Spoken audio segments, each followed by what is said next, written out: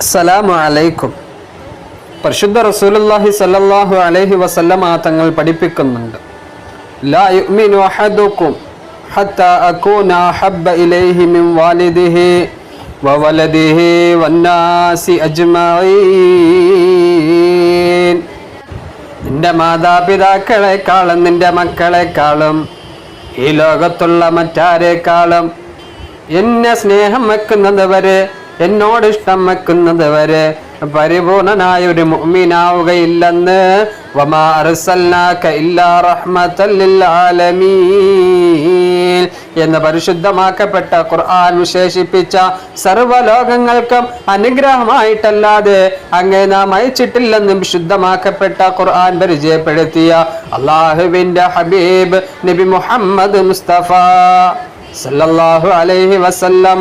അല്ലാഹു കബൂൽ ചെയ്യട്ടെ. അസ്സലാമു അലൈക്കും.